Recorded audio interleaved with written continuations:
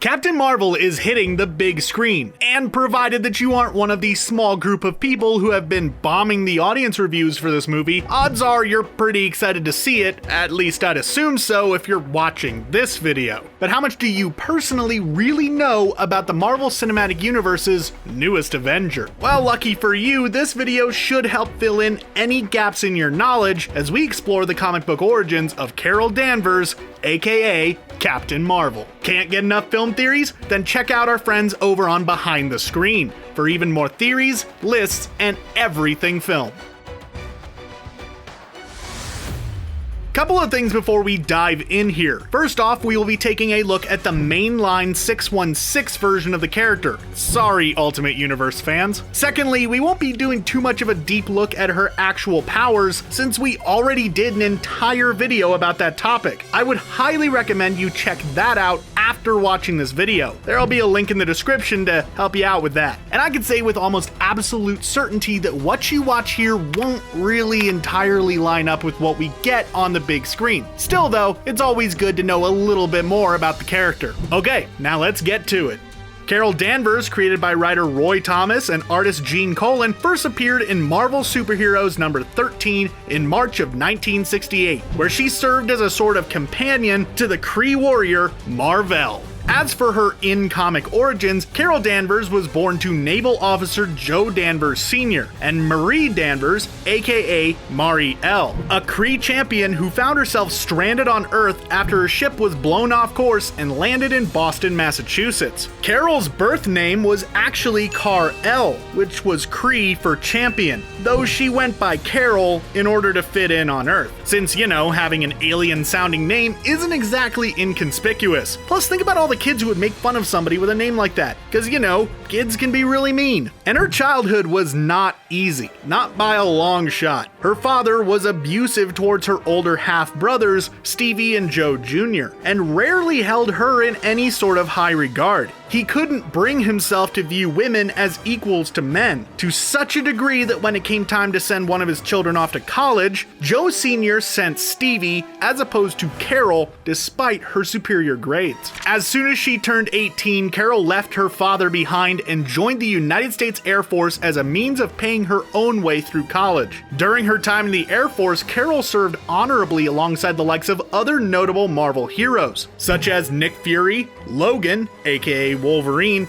and Benjamin Grimm. She also faced off against a younger Natalia Romanova, aka Black Widow, who is still serving the USSR as a spy and assassin. You know, that period of her life that netted her all that red on her ledger that she talked about a few times before dropping that character thread almost entirely within the MCU. Maybe we'll see it in her solo film. Carol was eventually asked to join NASA as a security officer, which put her one step closer to achieving her childhood dream of becoming an astronaut. It was in this role that she became embroiled in Kree affairs and met Mar-Vell, the first Captain Mar-Vell. No, not him, the real first Captain Mar-Vell. Though I guess technically you are correct there, but he hasn't gone by that name for a long time, so he doesn't really count. Now would actually be a great time for us to discuss Mar-Vell just a little bit, since without him we wouldn't really have the Carol Danvers that we know today. So you should probably have an idea of who this specific Kree warrior is. Mar-Vell was a member of the aforementioned Kree race, specifically a pink skin variation of the normal blue aliens. Pink skins are the result of Kree ancestors crossbreeding with various other humanoid beings across the galaxy, and can often pass for human, allowing them to blend in on Earth with relative ease. Anyways, Mar-Vell was initially sent to Earth in order to spy on humanity,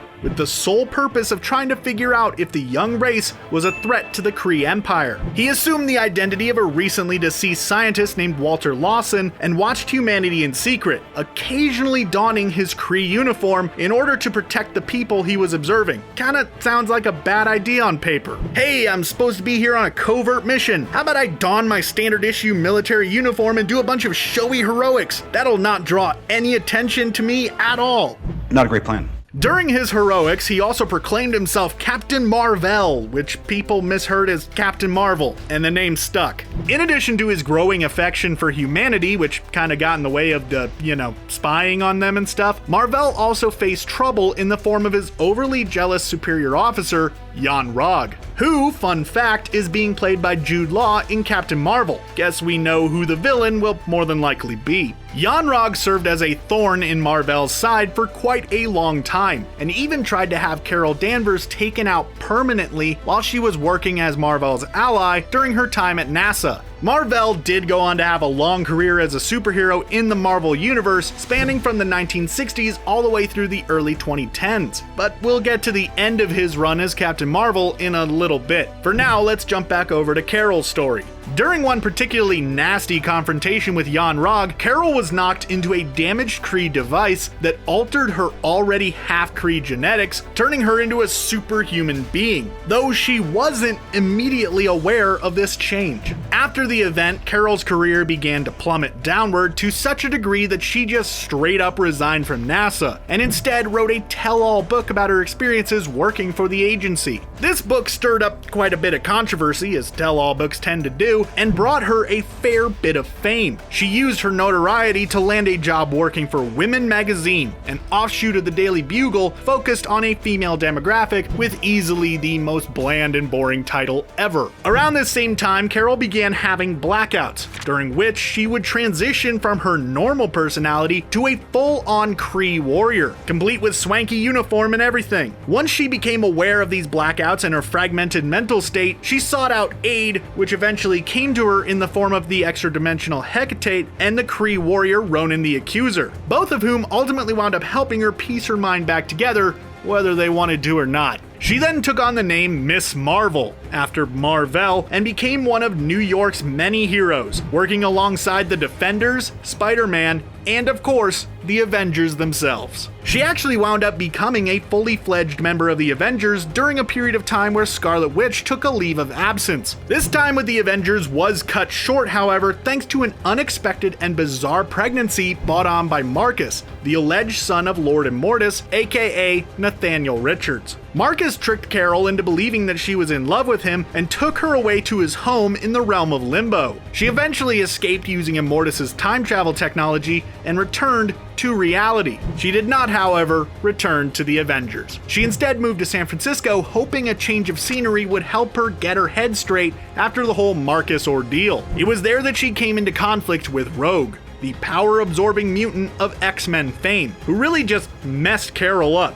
absorbing not only her powers, but also her memories. We cannot stress enough how badly this encounter left Carol. While she was able to regain her powers and memories with the help of Charles Xavier, she lacked the emotional connections that her memories once had, leaving her a cold and fairly uncaring person. So much so that when she was abducted by the alien Brood and subjected to a twisted experiment, transforming her into the cosmic being Binary, she chose to stay among the stars instead of returning to Earth, feeling no connection to the people she once lived among. After a while, however, she did eventually return to Earth after draining the last of her cosmic binary powers in order to save the sun. She wound up spending months recuperating at the Avengers mansion, overcoming her emotional emptiness along with a severe bout with alcoholism. During this time, she took on the name Warbird and worked to prove herself once again as an asset to the Avengers. She continued to work alongside the Avengers for years, eventually retaking the mantle of Miss Marvel and battling such foes as Kang the Conqueror and a deranged Scarlet Witch.